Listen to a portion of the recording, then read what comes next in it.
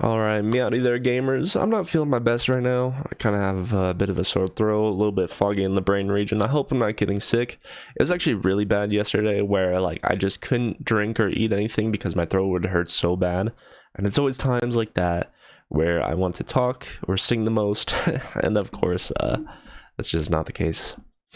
But I did have some honey water that helped considerably after I went to bed. I feel a fair bit better now as far as just my throat is concerned. This video is in kind of response to a previous video that I made titled "Apparently I'm Too Positive About Elden Ring," which I guess would just be as a whole of like From Software games in general. In the video I was talking about a coworker of mine that was kind of having a rough patch with the game.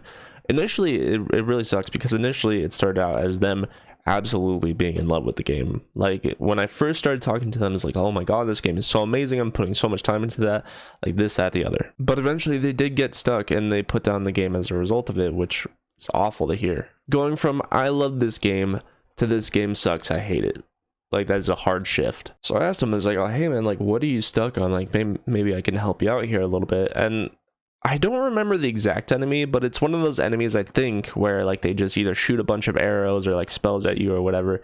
And in my head, when I think of those types of enemies, you can either run past the arrows and they'll trail behind you or just dodge through them. That's what I always do. It's just my approach. Eventually, like the conversation moved on to the games being needlessly hard and how he felt as if I was like white knighting for the games, which just isn't the case. I do love these games a lot, but I would never white knight for Elden Ring. It felt like that kind of line of thinking felt as if it was like his way of like vindicating himself and his feelings, like, oh yeah, you're just white knighting for the games, like I hate these games. Just like general reassurance for like himself and his feelings, which if you don't like the games, that's fine. I got no problem with that. Like it is no skin off my back.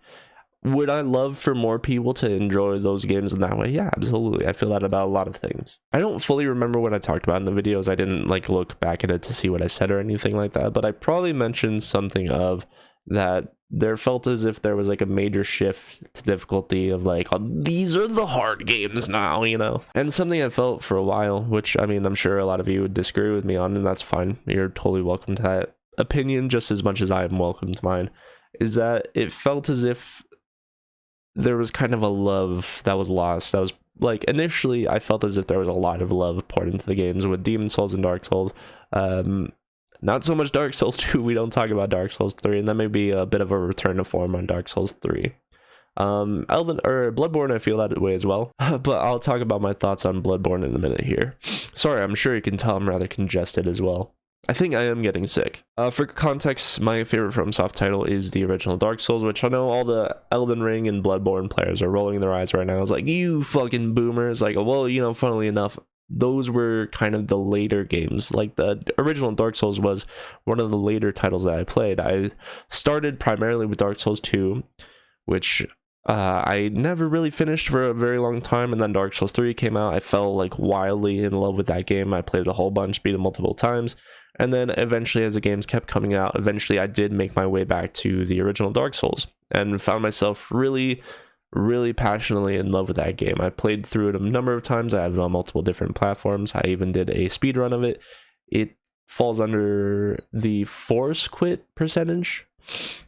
There's like a specific way of getting a glitch to happen that is different from other runs. I still like those games. I still like Bloodborne. I still like Elden Ring a lot. And it makes me really happy to hear from the people that are wildly in love with those games. Like, I'm stoked that you love those games. Sorry, I'm rambling. I'm in retrospective mode right now. But anyways, on that video, I got a comment. And when I first read that specific comment, like I wasn't sure how to decipher it. In earnest, I was really high at the time. But I tried to read through it a couple different times, and I wasn't sure if they were like very much in line with me or trying to like in part contrast what I was saying, that maybe I could have done it a bit better. And it always seems as if the comments I really want to talk about are the ones that I don't understand, or like you're maybe just a little hard to read. So anyways, the comment read, and this is a long one by the way, this is an argument when a new From Software game comes out.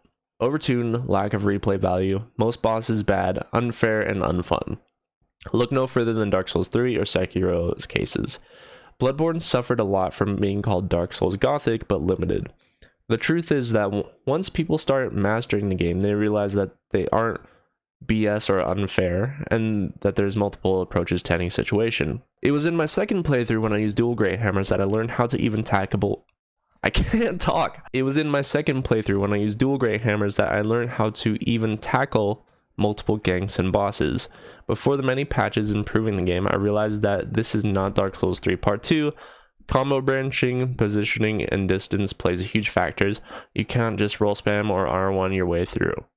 Heck, if there's even ganks, you can use glintstones, gravity stones, bombs, darts, arrows, AOW? I don't know what AOW is. Stealth, and many more things. Of course, no one has to defend, nor it's doing it. The highest rated and highest selling game in FromSoft history. The point is clearing misinformation. You can beat the game on level 1, no hit, and even no dodge, no summons, no OP tools, which were nerfed to oblivion. And it's certainly not as hard as many OG fans make it out to be, unless you're playing like the older games. It's one thing to dislike it or find it difficult, but it's even harder to learn your mistakes and approach, let alone accept them. The more you play, the more you understand the systems. There's some annoying moments, make no mistake, but these are present in all Souls. I can't speak, I really can't. But these are all present in all Soulsborne. Especially in Demon Souls and Dark Souls 1 and 2. From Bloodborne to Elden Ring, we've had many ways to circumvent any difficult moments. It's really hard to discern whether they're like in line with my way of thinking, which it mostly just sounds as if this is like a love letter to the games. Yeah, it feels as if this comment is like a lovelorn predator missile towards like Bloodborne and Elden Ring, but you can definitely read this as like they feel strongly for all the games, which I'm totally for. I do love all of these games. I do appreciate them for what they are, and that's kind of the reason why I keep playing them. So I really wasn't sure if this comment was in line with my way of thinking, or if it was just being used to say that I did a poor job of explaining that there's different avenues and ways to take to approach just about anything in the games, which is true. I'll absolutely say that that is true. On the note of Bloodborne being called limited, I love Demon Souls, which is definitely the most linear game in the franchise. I have no problem with linearity in the games, just it depends on how the games present them. I like the way that Bloodborne approaches that. It's like very, like it doubles back on itself many times over. It's very Metroidvania in that feel. And I mean, Dark Souls 3 is not like, it's not an open world. Elden Ring truly is that like open world feeling if you're looking for that. I never really felt all that limited in Bloodborne. The only thing that actually like hindered me liking Bloodborne more was that my play clock was very rushed. Every session that I played Bloodborne, it was me really rushing, trying to make any progress and just squeeze out as much as I could, whether it be like an hour or maybe at most 2 hours. That really like sucked because I couldn't just soak the game in. I couldn't just enjoy it the way oh my god, I couldn't enjoy it the way that I wanted to. This person mentions some of the things that helped alleviate the problems when going throughout the games, which is where I want to bring up where I said like you could either A, like run past it, or B, dodge through it. This person is correct. Absolutely. There is more than just two ways to approach any problem in the Souls games. It was a bit of a disservice for me to present the games in that light, but with like the line of thinking that I was going under was that this person is stuck, this person is frustrated. I'm going to give them an answer for instant progress so that they can like, without doing anything extracurricular, they can just continue onwards.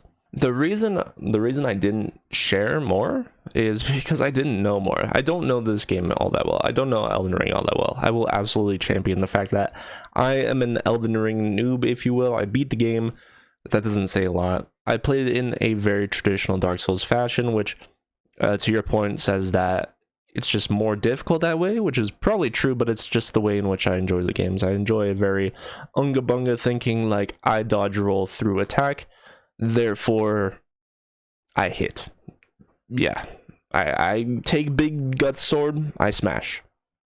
Yeah, that's just the way in which I enjoy these games. But there's more than that. There's a lot more avenues to enjoy the game in that. Like you can, like I never really played a mage, but you could be a mage. You can like there's stealth options. There's all kinds of different facets to enjoy this game. The last statement is based around like clearing misinformation and goes on to praise like levels of proficiency with all kinds of different challenge runs, which if you guys haven't seen like a Dark Souls, Elden Ring, Bloodborne, whatever challenge run, they're a good time. Like, they're a good watch. I genuinely enjoy watching them. I haven't been watching them as much recently, but it's just something I can throw in the background and just casually watch.